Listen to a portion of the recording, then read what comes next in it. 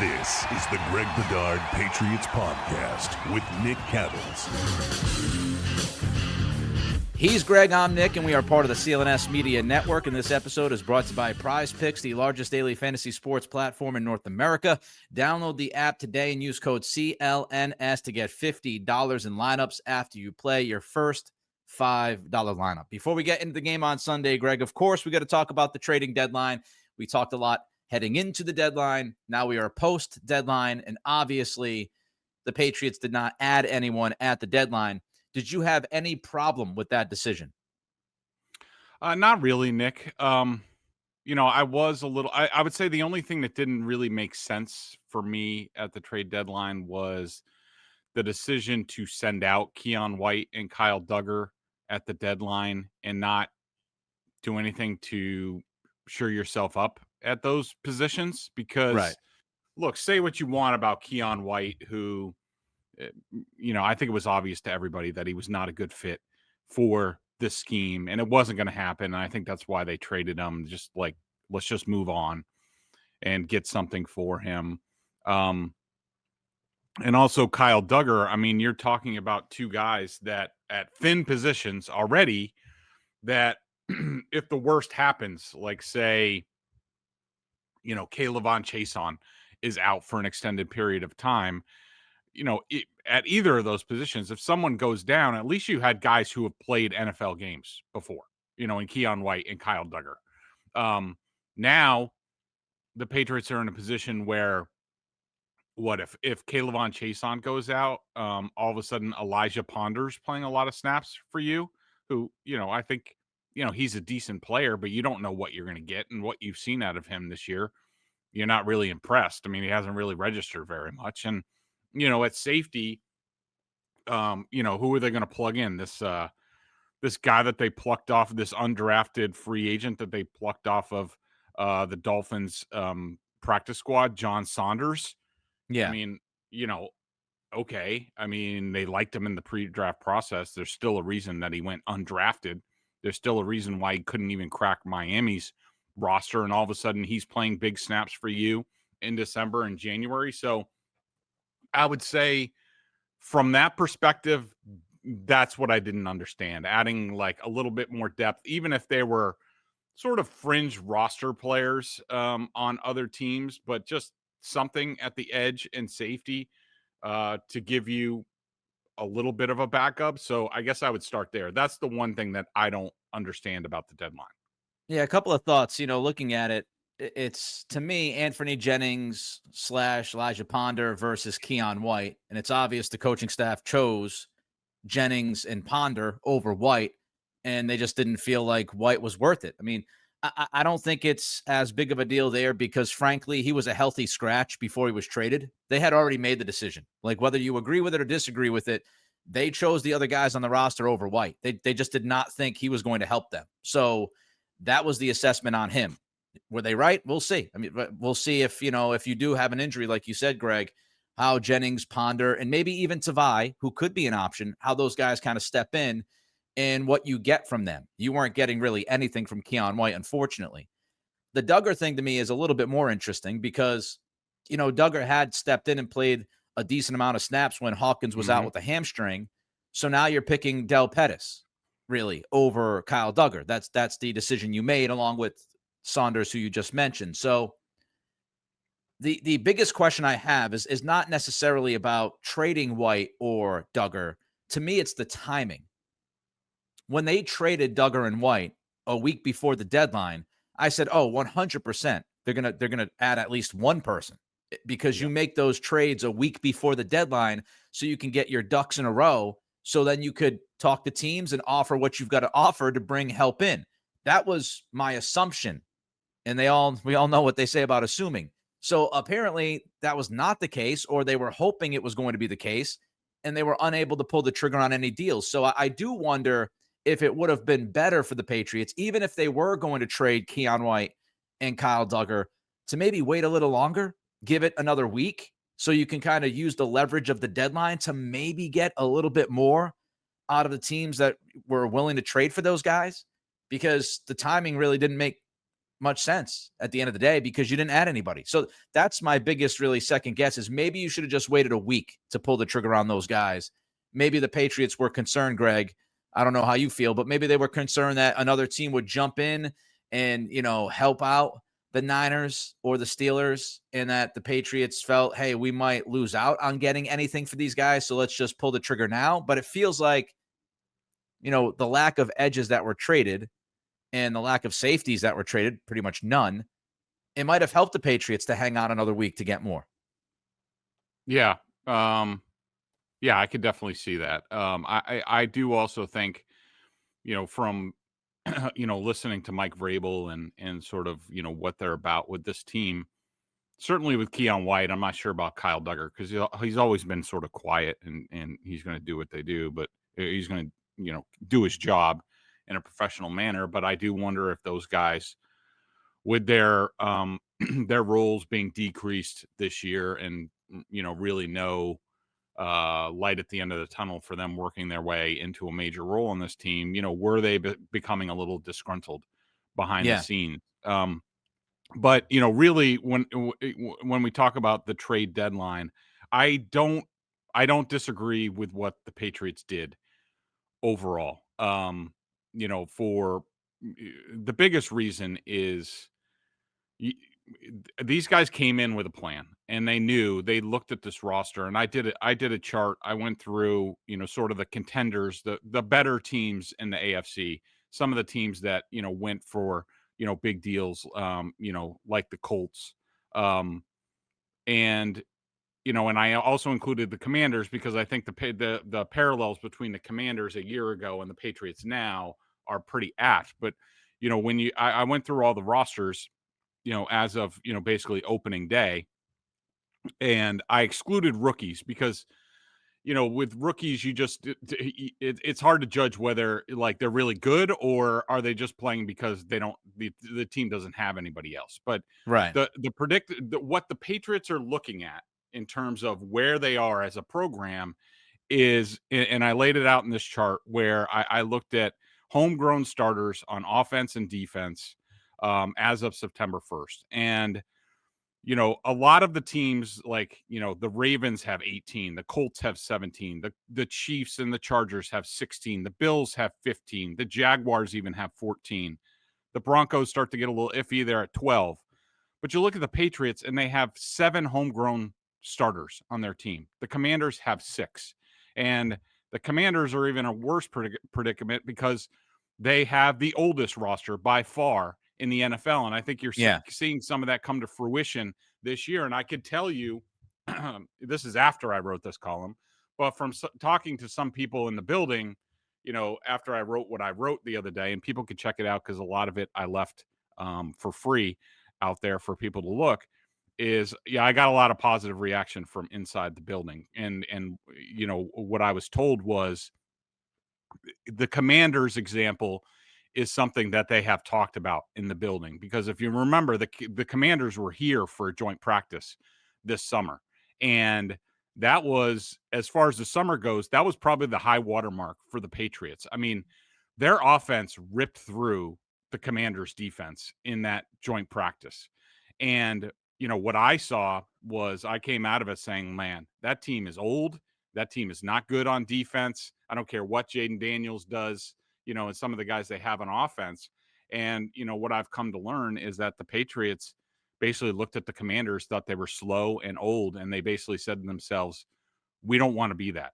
And I think it's not a total comparison, but I do think, the Commanders were in the same position that the Patriots were last year, where they had brought in a bunch of veterans that they knew to bring up the bottom of the roster. They had a young quarterback that if he hits, which he did, all of a sudden they're overachieving and they're in the NFC Championship game. And they decided to, quote unquote, go for it at the deadline. They traded for Marshawn Lattimore. They traded like 3 picks for him, including a 3rd and a 4th. And Lattimore was a disaster towards the end of last season. He's part of the reason why they lost the NFC Championship game. He has not been any better this year. He's out for the year with the ACL. They decided to double down on sort of going for it this offseason, trading for Laramie Tunsil, trading for Deebo Samuel. And, now they tried to do it. Basically, they were left with very few draft picks in this past draft, even though picking 11 guys who they got a lot of contributions last year for their rookie class. They were part of the reason why they were able to go to the NFC Championship game. They had 5 draft picks this past year, not getting a whole lot out of that rookie class. They have even less draft picks this coming year because of the deals that they made, and they're stuck with the oldest roster in the NFL. So how do you get out of that? I just think the Patriots looked at it and they just were like, look, we're for a variety of reasons, we're overachieving. Drake Maye hit earlier than anyone expected. We've had ridiculous injury luck to this point in time, and the schedule works out. But decision makers have to be honest, Nick. They can't be swayed by what's going on with other teams and taking advantage of good luck and a good roster, and they're not looking ahead to 2026. They just have to get the roster better. And they made a decision that said, we have to get more homegrown starters on this team. And the only way we're going to do that is through the draft, and you need more draft picks so your hit rate is higher. And that's what they've decided to do. And, maybe in a year or two, they're at a point where, like the Colts, where 10 of their 11, other than Daniel Jones, they're all homegrown in offense. So they can afford to go and, give 2 first-round picks for a Sauce Gardner when they have all sorts of injuries in the cornerback room. Just the Patriots just aren't there yet. And you need to take all that other stuff out, and the decision makers have to be honest about their roster. And it's obvious They look at it and say, we're not that great, and our success is a victim. It's because of circumstances. It's not because of how good we are. And, I think that's important. I mean, and also you can look at it right now, if you want to take sentimentality out of it, the Patriots are 14th in DVOA. Okay, they're 8th in DVOA in the AFC. At the time that the Commanders made the move for Lattimore, they were 4th in the NFL in DVOA. So, you could make the argument that, okay, maybe we do shore up one of our weaknesses. But I just think the Patriots, I think they would be foolish to certainly use premium draft picks to improve this roster. I think they need to keep all their picks, and they need to just keep building this thing. In free agency this past year, you're finding Band-Aids for the most part. Like Milton Williams is a future building block. You gave him the big deal. He still, hasn't hit his prime yet. But the Robert Spillanes, the Morgan Moseses, the Carlton Davises, those guys, like those are Band-Aids to the problems that you have. And so when you are an organization, you have to make the decision. Are we good enough to push the chips in right now that we can win a Super Bowl if we add 1 or 2 guys? Or do we ride this thing out, continue doing what we're doing, see how far we can go this year and exceed expectations, and then go into next offseason armed with, picks and money and try to figure out what we can add that way before we decide to pull a big trade or two? Because, when you're running an organization, Mike Vrabel's looking at this thing. He's not looking at 2025 with tunnel vision. He has to look at what are we in 26, 27, 28? Is Morgan Moses a part of this team in 2027? Is Robert Spillane a part? Is Carlton Davis a part? So all those pieces you've got to fill. You've got to fill those holes in the next year or two. And if you trade away a number of assets, you better win the whole damn thing. Because if you don't, like Greg mentioned, you're going to end up looking like Washington this year. And so that's the evaluation. That's the math, the calculation that the Patriots have to make. I'd also say this, and I mentioned it on Locked On Patriots. Who the hell was available? Honestly, who was available? What was there a guy that was out there that was going to be a game changer? The Jets were not trading Quinnen Williams or Sauce Gardner to the Patriots. Get it out of your mind. They're not trading all pros to a division rival. It ain't happening. So who else was traded? Jalen Phillips was traded. Okay, well, Philadelphia just won a Super Bowl. They're trying to defend that Super Bowl. They have multiple third-round picks, so it's much easier for them to give up one for Jalen Phillips. So that's an easier deal for Philadelphia to make. I think if the Patriots had got to the AFC Championship game or the Super Bowl last year, and they had multiple picks in the third round, I would have to imagine they would have gone harder after Jalen Phillips. And we don't even know if Miami would have traded Phillips to the Patriots. Maybe the same deal where it's like, hey, look, you're in our division. We're not going to help you. Screw. Like if you sign Jalen Phillips to an extension and he kills us for the next 4 years, we're never going to hear the end of it. That's not happening on our watch. Tennessee, we talked about. They said thanks, but no thanks. So the Arden Keys, the Tony Pollards, the guys that we talked about, they weren't going to get dealt to New England. And so now you're left with, okay, who was traded? Who was actually available to the Patriots for them to make a move? And there really wasn't much out there. Now, of course, maybe if they picked up the phone and offered a third-round pick for Alex Wright of Cleveland, they might get him. But now you're overpaying, and that's just making a mistake. You only overpay for pieces that you think can take you to a Super Bowl. So it's supply-demand, it's relationships, it's the current situation you're in right now and how you have to build this team the right way moving forward. Stephon Diggs is in his 30s. You still need a number one receiver. So like we can sit here and we could talk about how great this season has been, and it's been a hell of a lot of fun, and it's been great, and hopefully it continues to be great, and hopefully they get to the postseason, maybe they win a game or two. It would be awesome. But you also have to, if you are responsible and if you want to do this thing right, if you're Mike Vrabel and Stretch and Cowden and Wolf, if you want to do it right, you're also focusing on 26, 27, 28. And what does your roster look like in those years? Because if you do it right, guess what? That's how you sustain success. And that's how Drake Maye is a top quarterback for the next 10 to 12 years, not just in 2025. Because you go out and you get a number one receiver, because you go out and you draft the right tackle, because you go out and you address linebacker and safety if you feel like you have to. So that, and I get it. We run into this every single trade deadline, and I totally understand because fans, they want to win and they should want to win, and they are totally invested in 2025, and I get it. But if you're looking at the big picture, there's a lot of other things that go into these decisions. And so I'm not freaking out about the Patriots not adding anybody. Yeah. Let's talk about Nick. One thing I just wanted to mention, two things. Number one, the Patriots were in a similar position, sort of like out of nowhere in 2021. They're the number one seed in the AFC going into the bye.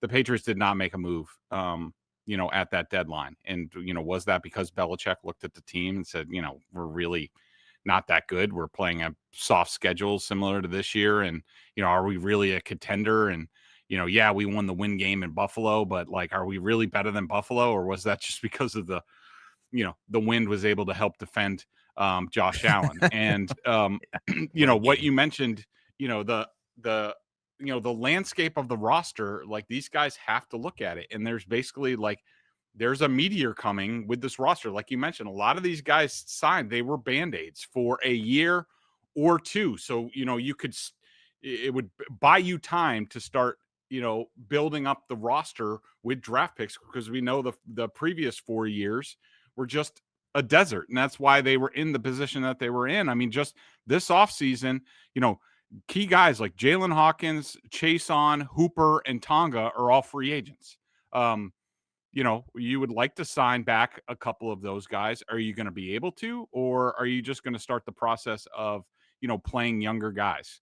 And in 2027, right now, they only have 28 guys under contract, and you have free agents like Christian Gonzalez, who you have the 5th-year option on if you want, Garrett Bradbury, Michael Wenu, Hunter Henry, Kayshon Boutte, Mac Hollins, Christian Ellis, Demario Douglas, Anthony Jennings, Marte Mapu, Antonio Gibson, Josh Dobbs. Like, all those guys are going to have to be replaced sooner rather than later. And how are you going to do that? If you want to have a sustainable winner, it's got to be through the draft.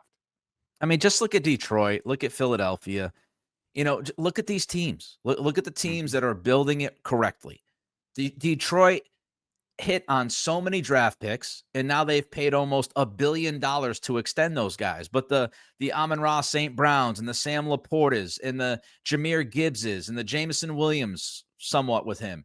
And you look at the Aiden Hutchinsons, like that's what you do. Like if you draft well, you hit on those picks, you develop those guys so they're even better, and then you keep them by extending them. And that's And that's the model. And so unless you feel like you're one player away, if you're the Patriots, and I don't think any of us feel that way. I mean, as happy as we can be about watching this team, for the fans and all of that, and they're obviously ahead of schedule, including May. You also have to look at it realistically, and they're very unlikely to be one player away. And I don't even think the guy was available. Like Max Crosby wasn't available. Trey Hendrickson wasn't available. Myles Garrett wasn't available. We can play, we can play fantasy football all we'd like. I mean, if you fast forward to the deadline and Micah Parsons is available, maybe the Patriots pull a deal for Micah Parsons. Maybe that's the type of guy where they say he's in his mid-20s. We give him an extension. He's part of this timeline. He's an absolute stud on the end. That, if Jerry Jones held on to him, then maybe we would have a question, with that in a conversation. But just didn't happen. It just the guys that are truly really, really good impact players were moved within your division. And I just don't think it's going to happen. All right, we got more left to talk about. Yep, go ahead. One more thing before we take a break, because I want to get your input on this, and I'm having a tough time finding a comparison for it. But what do you think about this argument? And you hear it all the time from talk show radio hosts and TV hosts and also callers. But there's this they're saying now, because the AFC quote unquote is wide open because Burrow's hurt and the Ravens are because they had Lamar's injury, all of a sudden this year the AFC's wide open and it might not be next year. That means that they should go for it even more. I don't even understand that argument, because what you're going to get lucky this year and you're going to be like the Vince Ferragamo Rams and make the Super Bowl because circumstances led you to be better than you really are. You're still going to have to compete with Mahomes, Josh Allen, Joe Burrow, the Ravens for how many years. And if you want to do that in the future, not just take advantage of 1 year, let's slide in because those guys are hurt. You still have to build a contender to compete with those teams year in and year out. And it's not about 1 year taking advantage.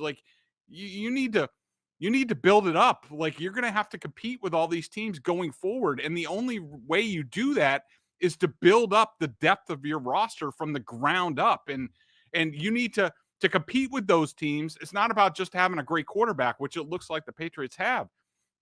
To beat those teams, you're going to have the better team.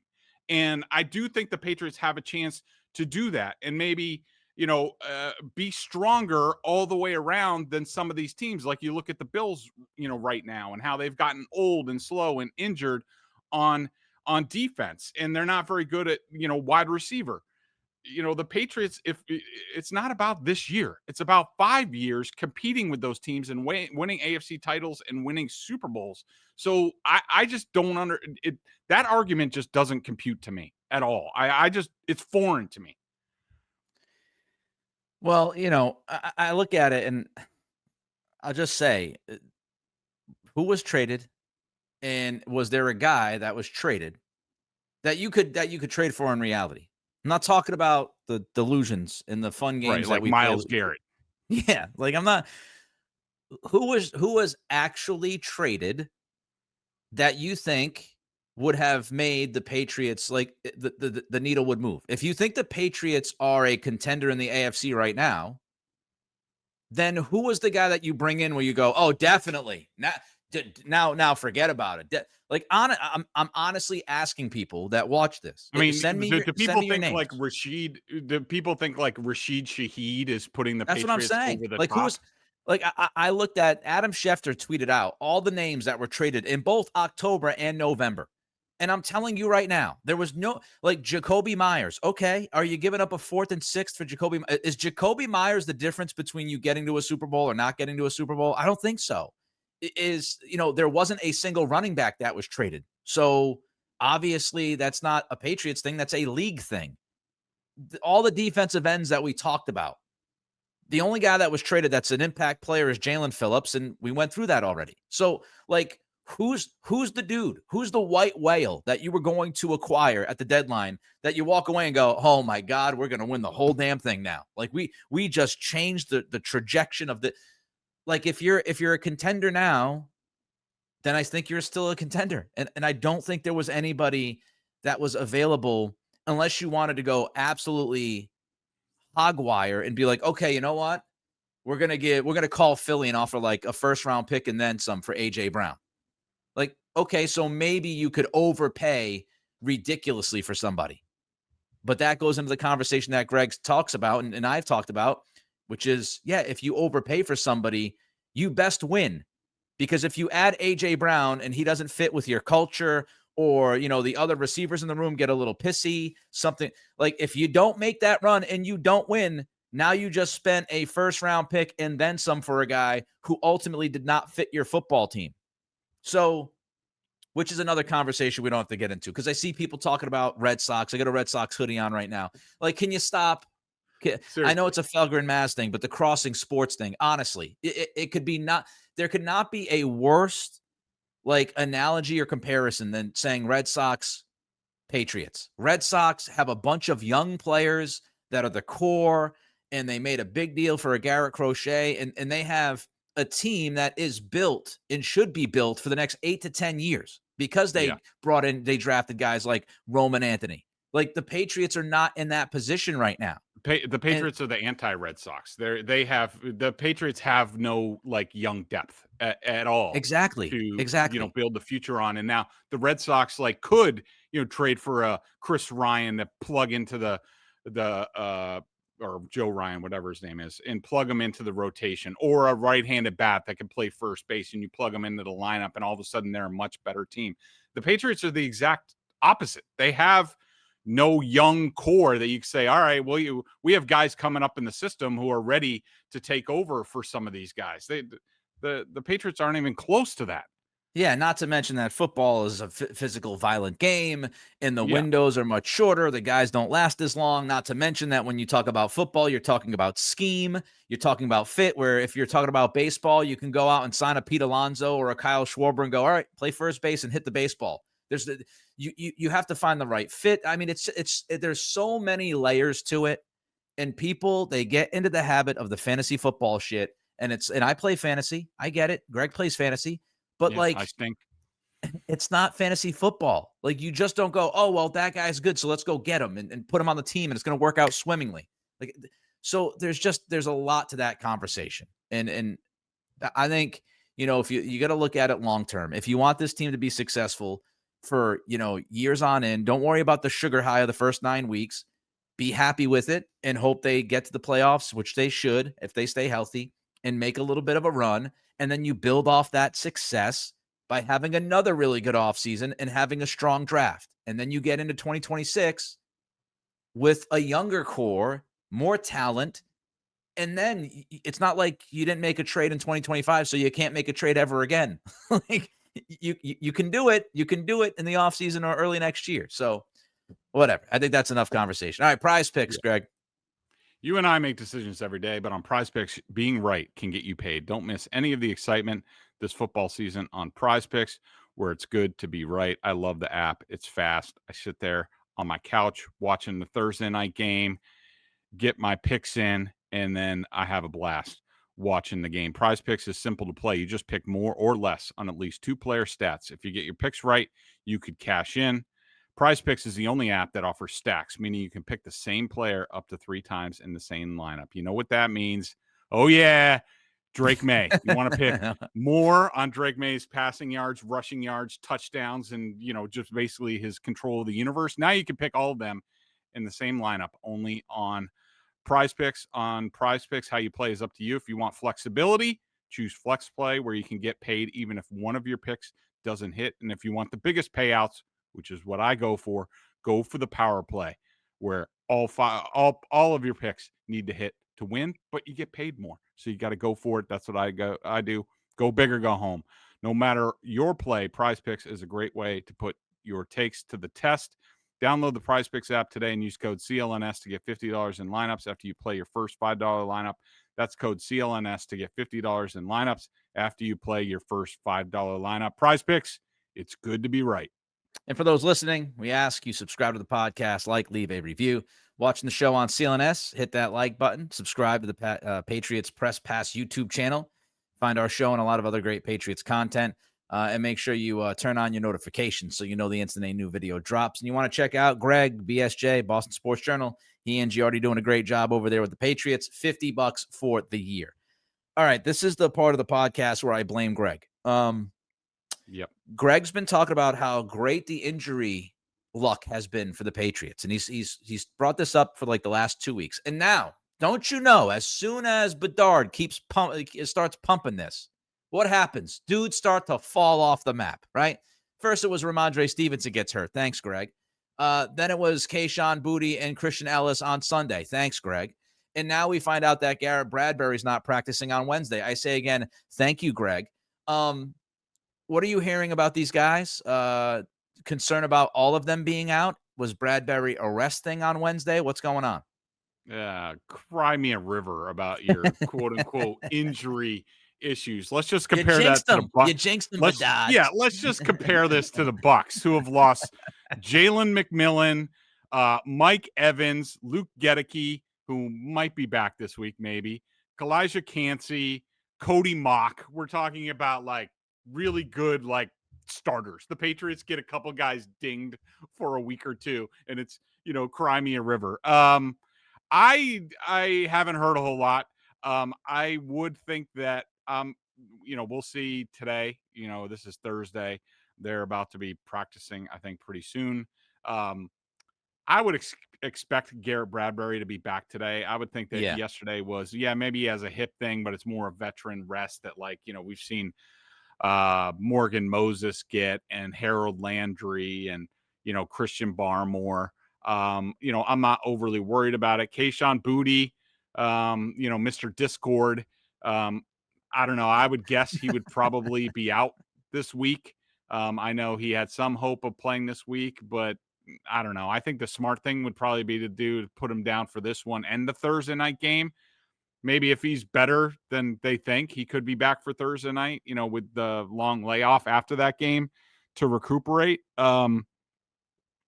But yeah, I mean, I'm not overly concerned about the Patriots, injury situation, because they have been and continue to be lucky as hell in that regard.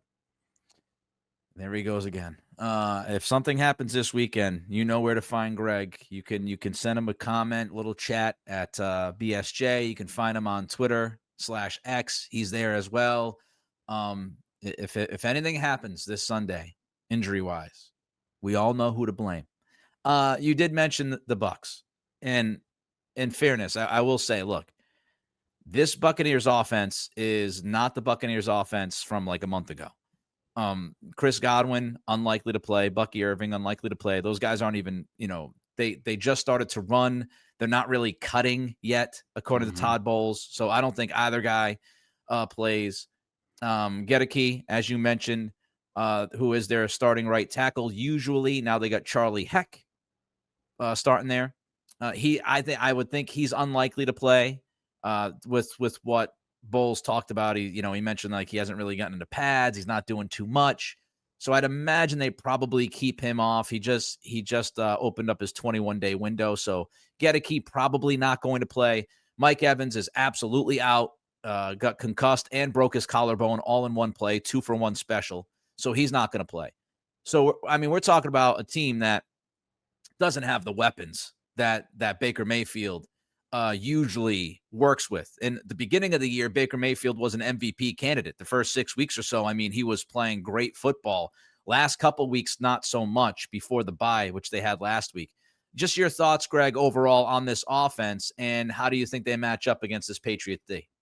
Yeah, I mean, this Bucs offense, I mean, between, Mike Evans, Jalen McMillan, Bucky Irving, Cody Mock, Luke Gedeke, like, I mean, we're talking, I mean, I think everybody can guess the Patriots equivalent and, what their offense would look like. I mean, here we are, crying about Kayshon Boutte having a grade 1 hamstring strain. The Bucs have had a rough go with injuries.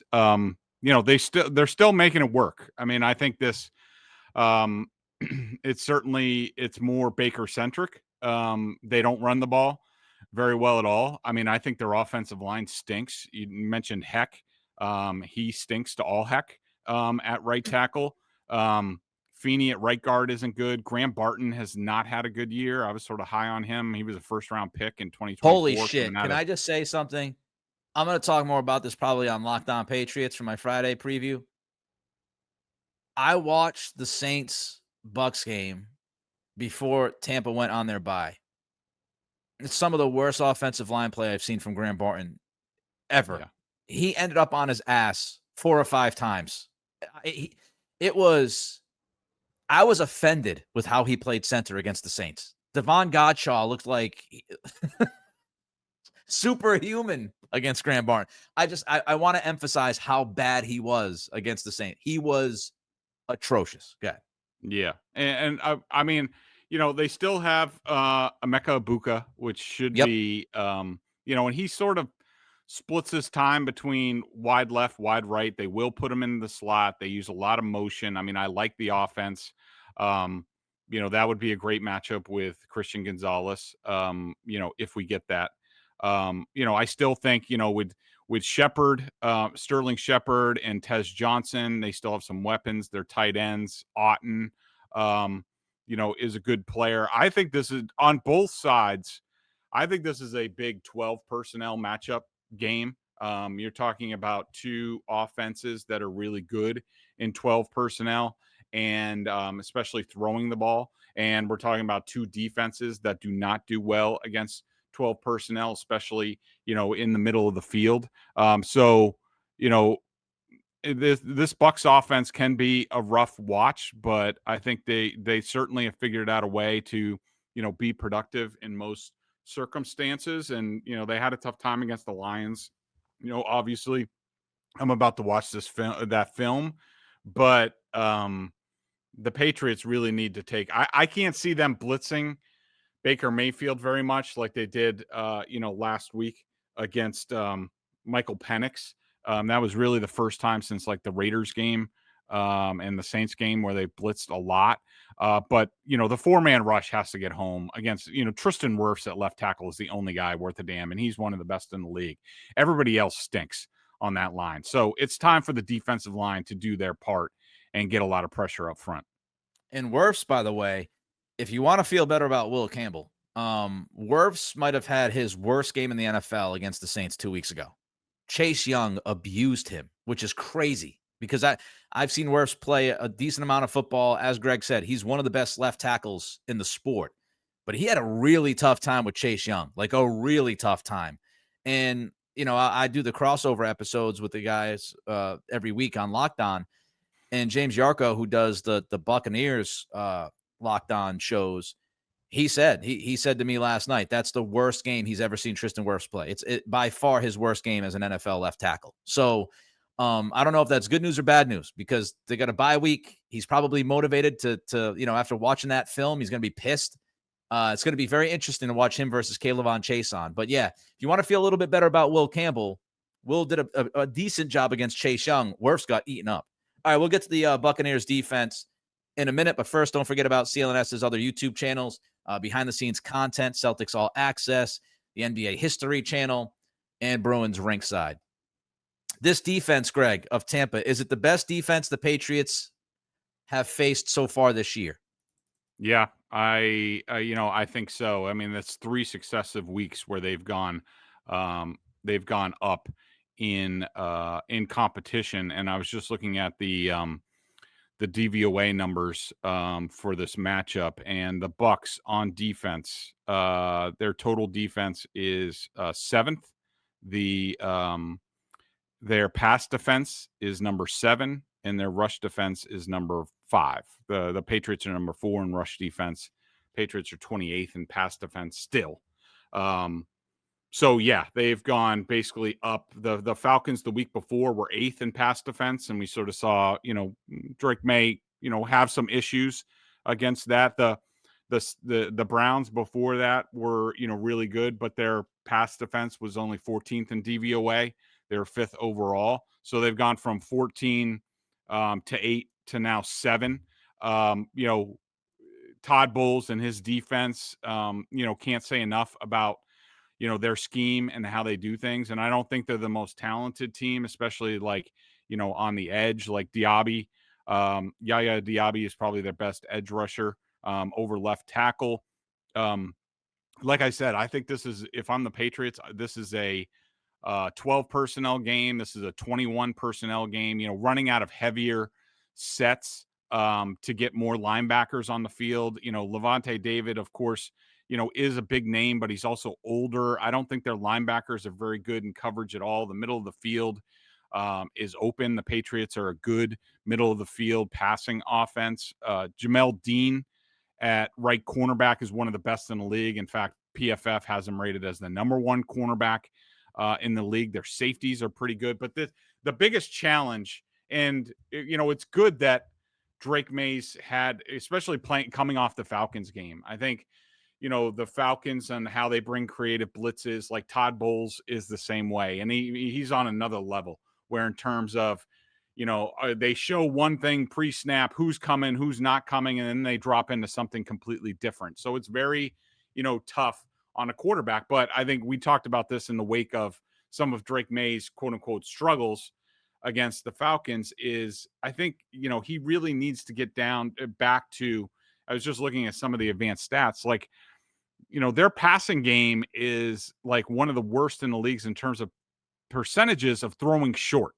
But they're good at it, and I know they're good at intermediate. And I know Drake Maye is good at the deep ball, but if they could get the percentages up, just balance them out a little bit more. I think I think the Falcons game gives Josh McDaniels the firepower to be like Drake, a hard reset where it's like, hey, 1, 2, you don't have anything, get to your check down. 1, 2, just get down to your check down. Be a little bit more efficient in the short passing game, which could even open up things a little bit further down the field later in the game.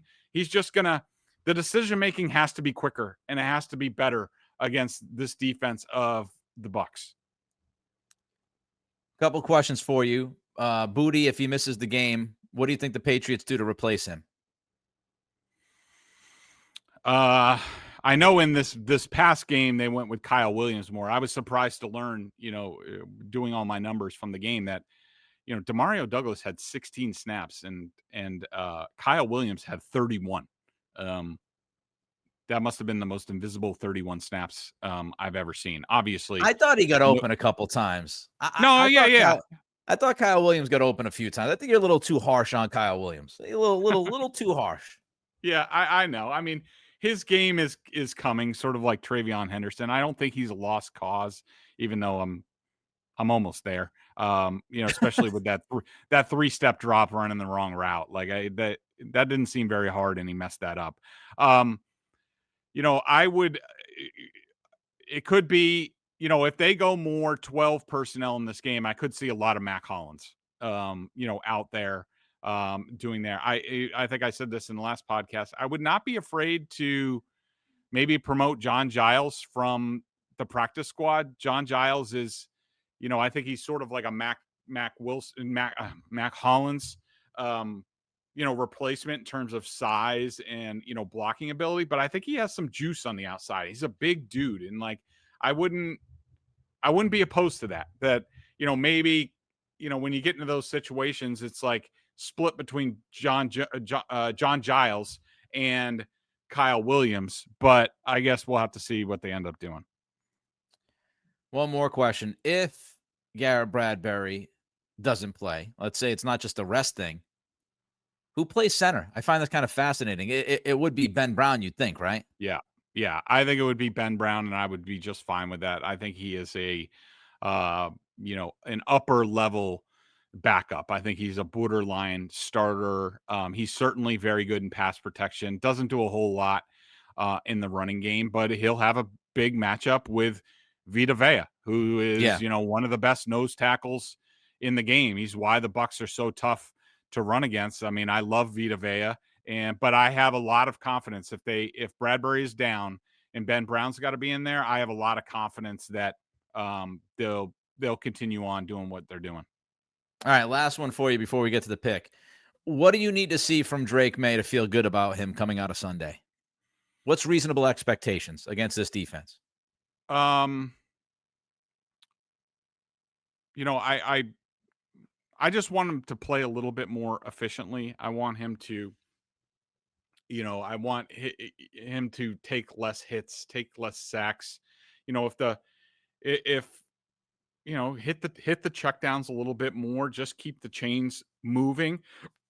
That's really the improvement that I'm looking to see from Drake Maye this week off of last week, and sort of like, this can't be another game where they're taking 6 sacks. And that's not just an offensive line stat. It's also a quarterback stat. And it has been, you know, for the Patriots. And so, you know, I don't need the big gaudy numbers. You know, I don't need all, you know, they'll take their deep shots at times. But, you know, really, I want to see him distributing the ball, just, you know, playing a little bit more like Tom Brady, you know, in the pocket, you know, the horizontal game, and take your chances, pick your spots in the deep ball game. He's got to be cognizant against this defense in that stadium, which is tough to play in. I think he just get to the check down quicker. And that's what I would like to see this week. All right. Before we get to the pick, I remind you, Prizepicks. Download the app today. Use code CLNS to get $50 in lineups after you play your first $5 lineup. I give my pick on Locked On Patriots on the Friday episode. You can check it out if you are interested. Greg, of course, will give his pick right here. He is 6-3 straight up, 7-2 against the spread. There might be some shenanigans going on against the spread. Yep. I'm going to talk to Greg about this away from the pod, unless he wants to address it right now. I'll address it right now. This is I'm definitely playing with the numbers here, because I've decided to draw a line, because it fits my argument that on the podcast last week, for people who just listened to the podcast, my pick was in fact correct. My pick for BSJ was not correct in terms of the spread, because I wussed out. On the podcast, I was correct where I said I thought the point spread was too much. Of course, it shouldn't have been. They should have won going away if Drake Maye didn't turn the ball over twice with 2-score leads and looking for more. So, yeah, this is my podcast record. It is not my, in fact, correct record. But, so just saying that straight out, the Bucs are favored by 2.5. The over-under is 48.5. Man, this is a tough one. You know, I was hoping the Bucs would be a little bit more full strength coming off the bye. I know there's a lot of Patriots fans, like I heard from somebody on Twitter who's like, "Oh, this is good news. Bucky Irving's not practicing." And like, I don't know, part of me, like, you know, I want to see the Patriots go up against some of these teams at like full strength, and like, I want to see a battle, good on good. I'm gonna pick the Bucs. This ride has to come to an end at some point in time. I don't know if I have any as of this time before I watch more film, because I was sick all day yesterday, sick as a dog. So I'm a little bit behind. So I have not watched any Bucs film, which I will after this and tomorrow. I don't have any great football basis for picking the Bucs in this game. I'm going more with gut, sort of like they've won 6 in a row. Is it going to be 7 in a row? This is not going to make any sense to anybody, but I've been to many games in that stadium, and all I have to say is they are effing weird. Weird things happen in games in that stadium, more in the night games or the 425 games, but like, you know, weird bounces, Baker Mayfield pulling, you know, plays out of his rear end. I don't know why, if it's the way the place is situated, you know, in regards to, you know, the sun or what, but this is one of the weirdest stadiums. Weird things, weird plays happen in this stadium all the time, and it usually favors the Bucs. So I think Drake Maye is going to have some issues with Todd Bowles in this defense. I think he is going to continue. I think he is going to turn the ball over again 1 or 2 times. I think that's going to be the difference in the game. I think that I don't know if the Patriots are going to get Baker Mayfield to turn the ball over. He's only thrown 2 interceptions this year. He does play like a cowboy. I do think Baker playing like a cowboy on one side is not going to help Drake Maye channel his inner cowboy. So I'm going to go with the Bucs, and I am going to go Bucs 27-24. Ooh. All right. Typing it up. Bucs 27, Patriots 24 is the pick from Bedard. Now you can decide this, folks, if you're watching this or listening to this, which you obviously are if you're listening or watching. Whether or not Greg would have taken his BSJ prediction against the Falcons if Drake Maye didn't fumble the ball before the half and the Patriots won by 8 to 10 points, would he have said, well, I know I said I was going to be close on the podcast, but after further thought and review and evaluation, I went on BSJ and said they win by 10, and gosh darn it, they won by 10. You can decide that. I'm not going to say anything. Innocent bystander. We know where Greg stands. You decide it. Have a great weekend. Hopefully we have a really good game on Sunday. We will be back on Tuesday, I believe, for the live stream at 12:15. Till then, be well. Bye-bye.